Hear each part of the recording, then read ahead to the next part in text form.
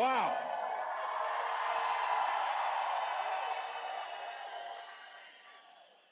Well, hello, Nebraska. So, thank you. There's nothing as a teacher that makes you prouder than to see the success of one of your former students and to have Aubrey here. So thank you, Aubrey. And can I just say, Nebraska, my God, Jade Dorsey's voice, holy smokes.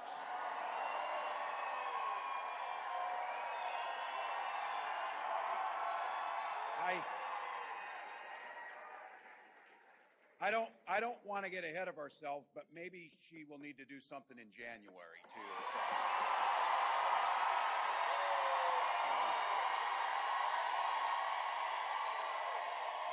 Wow.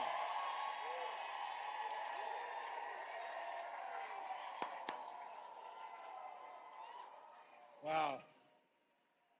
Special thank you to somebody who's been a friend of mine for a long time, who does the hard work to make these types of things happen. The Nebraska Democratic Party Chair, Jane Clapp.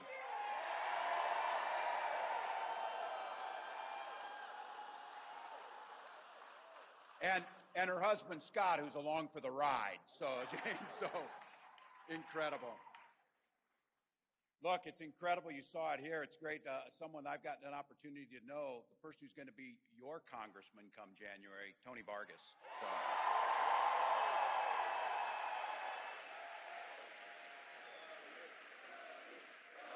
Yeah.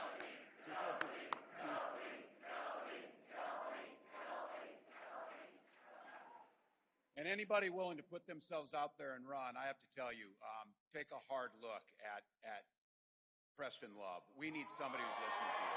Take a hard look. Take a hard look. Well, I have to admit, it feels pretty good to be back home. So you might have seen, yeah, things got pretty exciting for me over the last 10 days, but not just for me. If you didn't notice, a few people showed up in Philly last week. And then about 12,000 showed up, many thousand walking for miles in the heat to a field in western Wisconsin.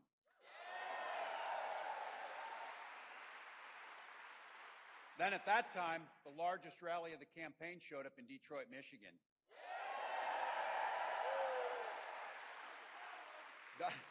Donald Trump said it was AI. You know what won't be AI? Their ballots come November will not be AI.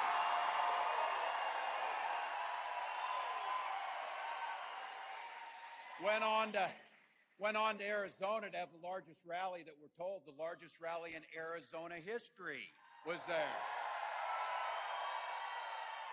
And then get this, in Nevada, it was 109 degrees. 12,000 people showed up for that event. 4,000 people waited in line. 4,000 people waited in line.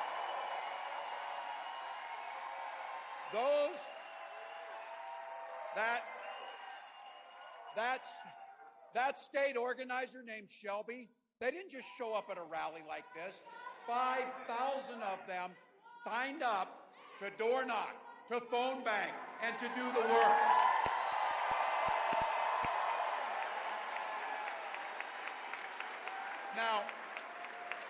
Now Shelby ended up going to urgent care to get an IV because it was 109 degrees out. She knows what this is about. She knows what's at stake. Look, those tens of thousands across this country showed up for the very same reason that you took. You could have been anywhere on a beautiful Nebraska Saturday in late summer, but you chose to be here.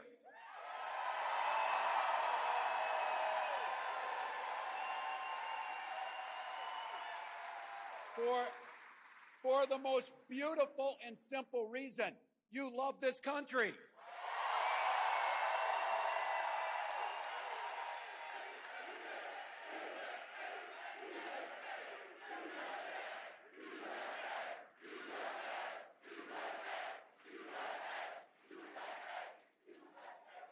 Look, I know firsthand about this place. The people in this state are decent people who show kindness, who show generosity. And you know what I also know about this state? Nebraskans don't fear the future. You make the future.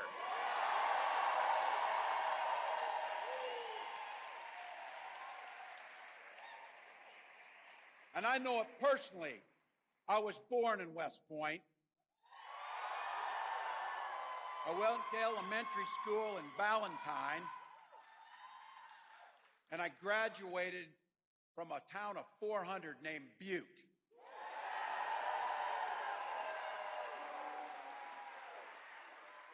I had 24 classmates. Some of them are here today.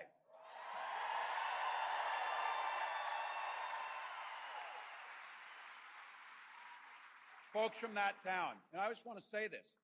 I don't know what their politics are, but I've known their friendship. I've known their kindness. And when our family was down on the luck, they were there for us. I hope I've done the same for them.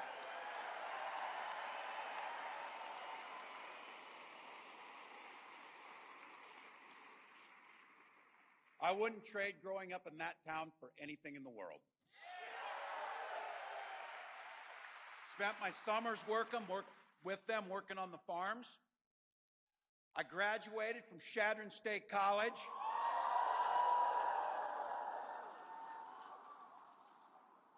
For folks outside of Nebraska, you usually refer to it as Yale of the Midwest.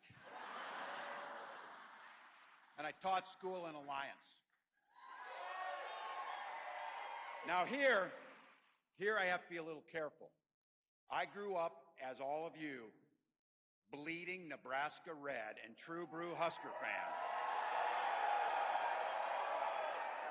But now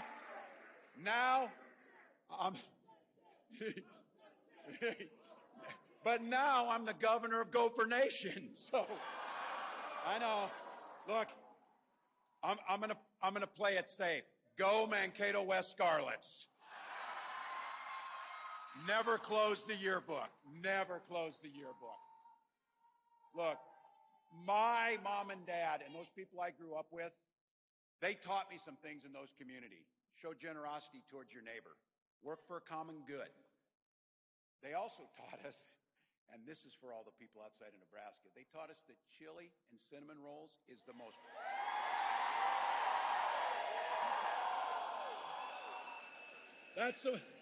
That is the most perfect culinary combination in the country. Look, right now, I couldn't be prouder to be on this ticket to help make Kamala Harris the next president of the United States.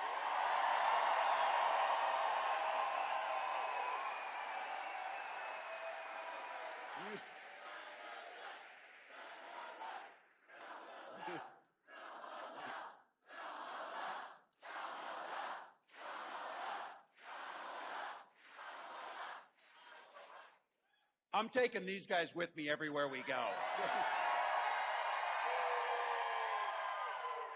Look, you've heard the vice president say this. She said, only in America could a woman from Oakland, California, who worked shifts at the local McDonald's where she got her degree, be our nominee for president of the United States.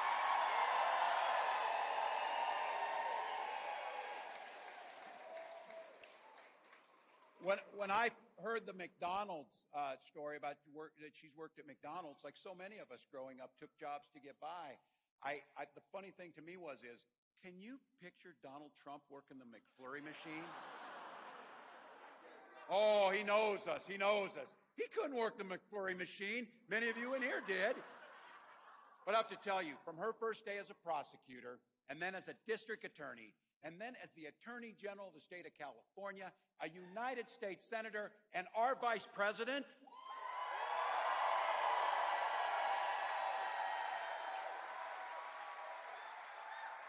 Kamala Harris has been on your side fighting for you every step of the way.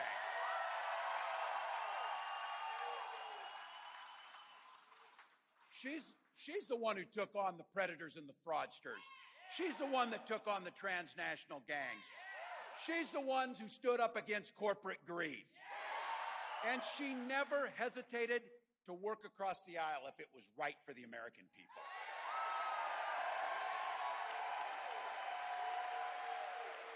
For all the things she's done over the last 10 days, I have to tell you one of the things I'm most grateful for. She has brought the joy out in this country. Smile.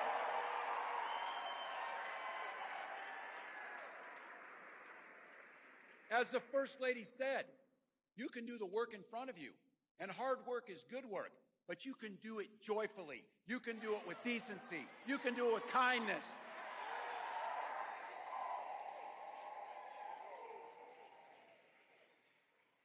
And my community, this state, taught me a little something about a shared commitment. My dad served in the Army during the Korean War. With his encouragement, 2 days after I turned 17, I went and raised my hand and joined the Nebraska Army National Guard.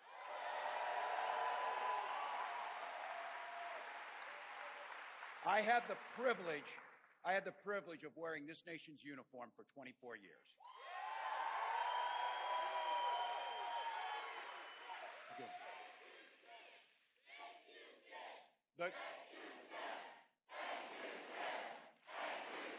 Thank you all.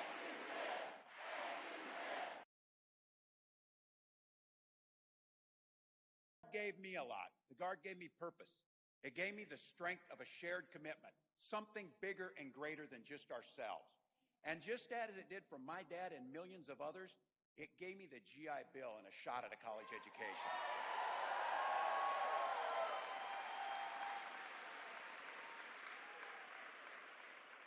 My dad was a teacher. Both my brothers and my sister were teachers.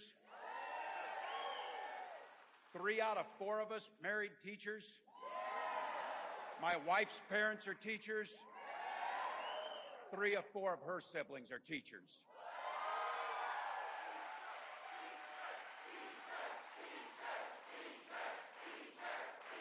Thank you all.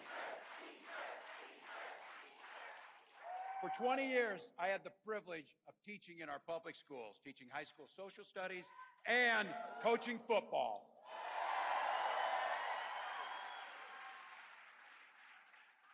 To a state championship, too.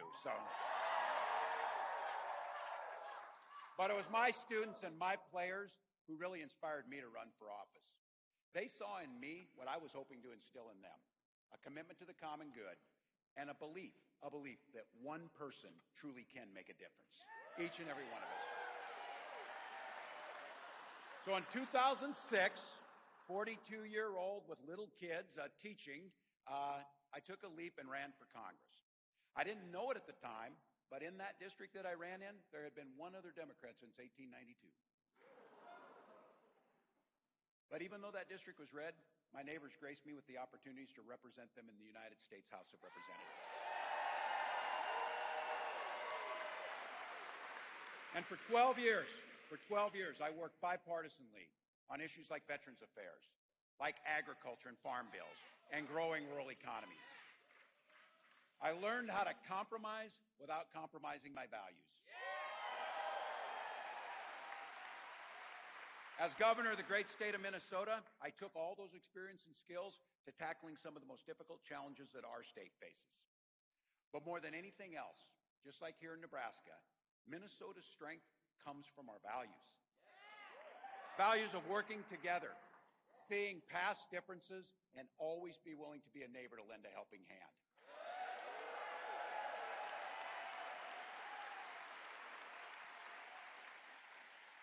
Those are the values I learned out in Valentine. Those are the values that I learned out in Butte. Those are the values I learned with these people who are here, that I tried to instill in my students, that I took to the United States Capitol and took to our state capitol. Now it's time for Vice President Harris and I, as we're running on these values, let's take them to the White House. Let's take them to the White House.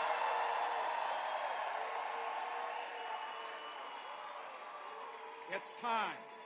It's time. Yesterday, Vice President Harris rolled out a plan to start building an opportunity economy during our first 100 days in office. Cutting taxes, not for the billionaires, but for the folks in this room in the middle class. Taking on those who will price gouge at the grocery stores and other stores. Lowering the cost of rent and the opportunity to own your own home. Continuing to cut the costs of prescription drugs that we all depend on. And just like we did in Minnesota, relieving medical debt that straps millions of people. Now look, we're positive, but I think we all know Donald Trump sees the world a little differently.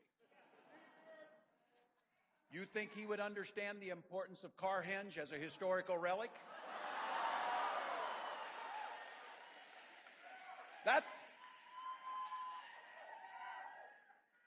The British made a replica of it out of stone. It's so important, so just so we know.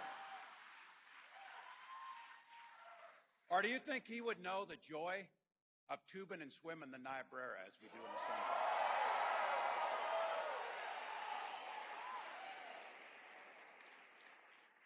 And this one's for the gray hairs in this room. You think that guy could understand the pure joy of pre-gaming at sidetracks before a Husker Sooner game?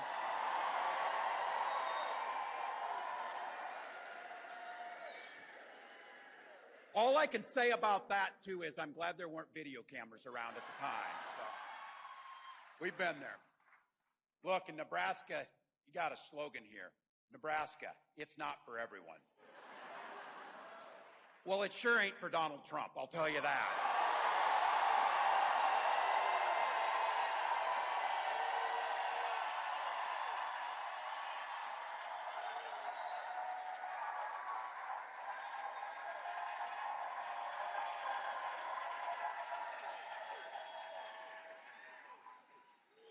This guy is the opposite of everything here. Every opportunity he has, he weakens our country to strengthen his own hand. He mocks our laws. He sows chaos and division amongst us. And that's not even counting the time he was president. So look, I want to be clear because I know where I'm at and I know my family. Many of you can probably remember when Republicans talked about freedom, they meant it. They would have never turned their back on our allies. The traditional Republican Party before Donald Trump contributed much to this state and this great nation. But he's not that. Today, when they talk about freedom, they mean the government should be free to invade your exam room. Or that corporations should be free to pollute the air and water. Banks should be free to take advantage of the least fortunate. Look, in Minnesota, we respect our neighbors and their personal choices. Here in Nebraska, it's the same way. We might not make those choices for ourselves, but we live by the golden rule. And that golden rule is mind your own damn business. Mind your own damn business.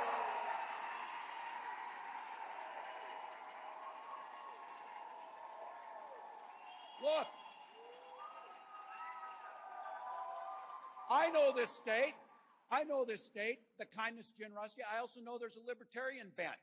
You don't need government to tell you about your health care. You don't need government to pick your books out that you can read. Look, folks, this becomes really personal. And for me, this idea about the health care decisions we make and the choices about our family, that's your family. You don't need me. You don't need Donald Trump. You don't need anyone in government telling you about your family. But that's exactly what they're doing. That is exactly what they're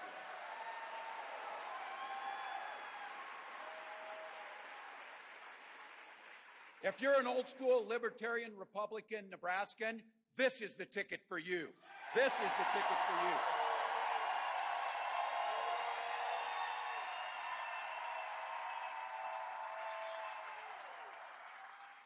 When my wife and I decided we want to have kids, we spent years in fertility treatments. And for those of you, you may not have done it yourself, but I guarantee you know somebody who's been through this. And you know the nightmare of waiting for the calls after the treatment, praying that it comes out right, and then that pit in your stomach and that blackness that comes over you when once again it failed. And year after year, you're trying to just have that child. So you better be sure to know it wasn't by chance.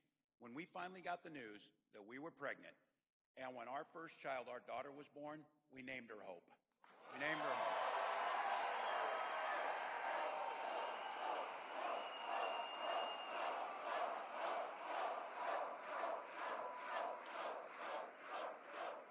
So when this ticket talks about freedom, we mean the freedom to make your own healthcare decisions. Make them yourself. And we mean that your children should be free to go to school without worrying about being shot dead in their classroom.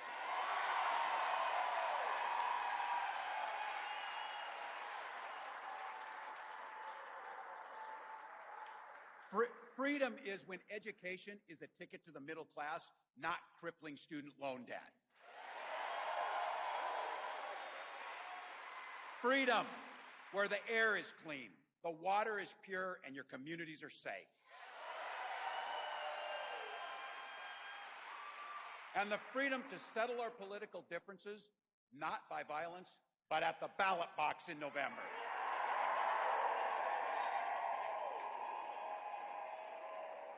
That's what this is about. That's how simple this is. What direction are we going to go in? Donald Trump, he wants to take us backwards to a time where people didn't have that vote. We're not going back. We're not going back.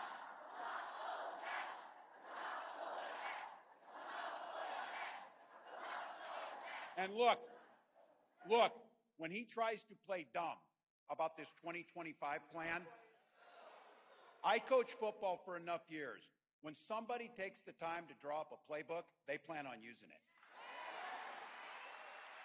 He knows what this will do.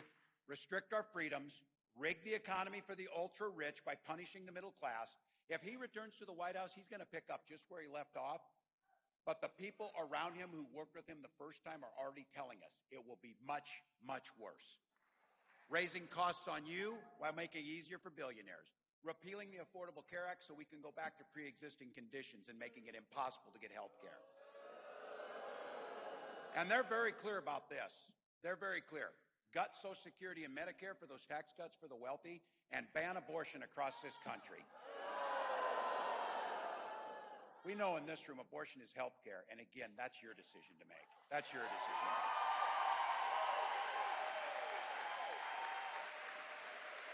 make. And look, they're super concerned with our bedrooms. They're super concerned with our exam rooms. They're super concerned about our libraries. And I have to tell you, yeah, when they make decisions about your health care, yes, it's weird, but it's worse than that. It's dangerous. When they try and cut Social Security for our seniors like my mom who've earned it, that's not just weird, it's cruel. And when they try, which they did and will again, when they try to overturn fair elections, that's not just weird, that's un-American. That is un-American.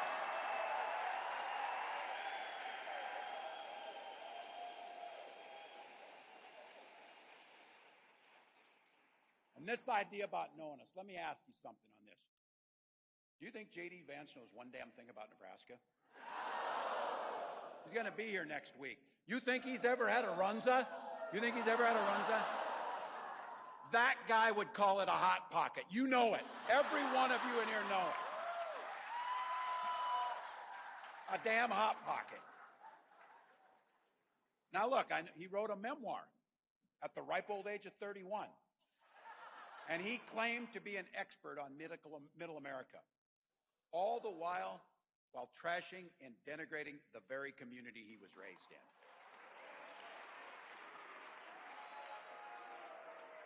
Look, folks, in the heartland and in Nebraska and in Minnesota, we don't need a Yale-educated philosophy major backed by billionaire venture capitalists to tell us who we are. We know who we are. We know who our neighbors are.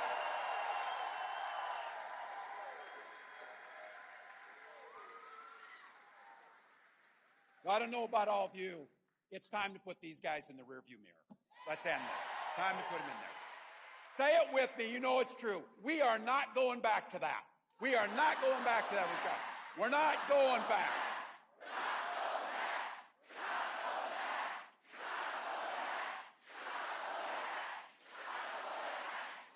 So look, over the next 80 days, Vice President Harris and I will be across this country. Tomorrow, I'll be up working Western Pennsylvania. And I guarantee you, Western Pennsylvania knows a little about football and they know a little about neighborliness too up there. So we got 80 days, people. That's easy. And as I've been saying, I'm going to ask you this. 80 days. Work hard. We can sleep when we're dead. We can sleep when we're dead. Not now. Not now. We can do this. We need each and every one of you. We do nothing alone. We need you on the team. On November 5th, I want to be at the end of that day when the ballots close across this country. I want to know, and you want to know, we left it all on the field. We left it all on the field.